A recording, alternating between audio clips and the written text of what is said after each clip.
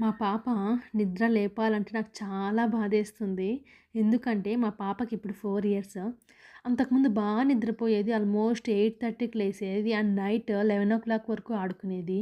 ఇప్పుడు స్కూల్లో జాయిన్ చేసినప్పటి నుంచి 10 డేస్‌గా మార్నింగ్ ఎగ్జాక్ట్‌లీ 6:40కి లేస్తుంది. అండ్ నైట్ 9:30కి నిద్రపోతుంది. అంటే ఎన్ని చేంజెస్ కదా! మా పాప లైఫ్‌లో. ఇది ఫస్ట్ స్టెప్ నాకు తెలిసి. అండ్ మా పాప హ్యాపీగా స్కూల్‌కి వెళ్తుంది. అండ్ నాకు కూడా చాలా హ్యాపీ. ఎందుకంటే 5:30కి లేసి తనకి కావాల్సిన breakfast, lunch and snack preparation అయితే స్టార్ట్ అయిపోతుంది.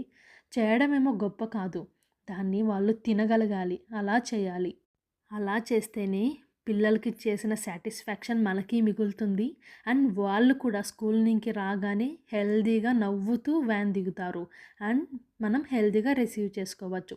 లేదంటే మొఖం మొత్తం పీక్కుపోయి చాలా డల్‌గా నీరసంగా అయిపోతారు కదా!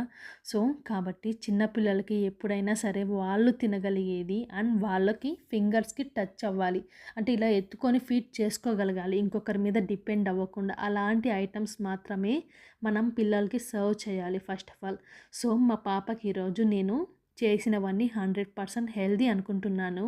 అండ్ ఇంకోటేంటంటే, మీరు షుగర్ ఎందుకు యాడ్ చేశారు? మరి హెల్తీ అంటున్నారు అని అనుకోకండి. ఎందుకంటే ఇది స్వీట్ అంత ఎక్కువ ఉండదు కదా! కాబట్టి నేను కొంచెం స్వీట్ కోసం షుగర్ యాడ్ చేశాను. అండ్ జ్యూస్ లాగా కూడా ఫార్మ్ అవుతుంది కదా! అప్పుడు పాప డ్రింక్ చేయడానికి బావుంటుందని చెప్పేసి.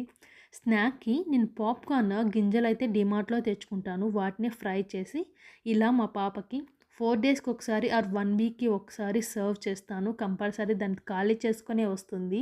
No doubt. సో, ఈరోజు మా పాప స్కూల్ డే అయితే ఇలా స్టార్ట్ అవ్వబోతుంది. Please do like, share, subscribe to my channel. Bye.